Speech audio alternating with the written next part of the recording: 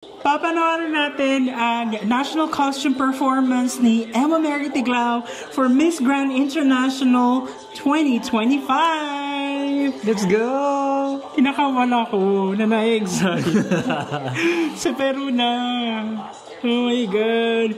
Sana lang hindi magkaroon ng technical difficulty problem kung medyo ma-complicate yung kanya, no? Feeling ko kaya tong i-slay ni Emma. I'm so excited. Miss Grand Peru, Philippines na! Oh my gosh, ano kaya Let's go, Philippines! Wow! Wow! Oh my gosh!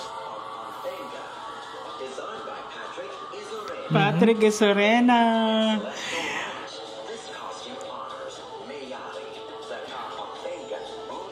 Moon Goddess, yes.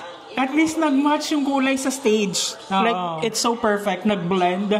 And may parang ilaw. it was made for her. Oo, kita mo? Yes.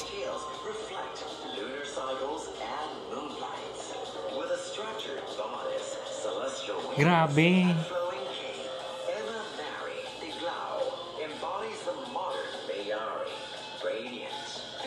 Mayari is a warrior kasi. Warrior goddess din. I super love it na pati yung kanyang boots is matching the entire outfit. The entire costume. Ang ganda. Yes! Yee! Kailangan ng ganun. Kailangan may power. Wow, grabe. Sobrang palaban si Emma. Sobrang deserve niya ng lahat-lahat ng support natin, guys. So, let us follow all her socials. Yes. So, sobrang nakaka-proud kasi sobrang pinaglalaban niya yung back-to-back for the Philippines. As in, di lang siya sa handang-handa.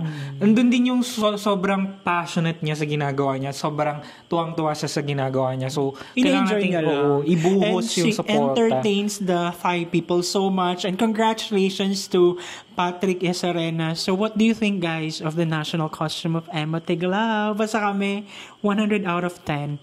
Wow!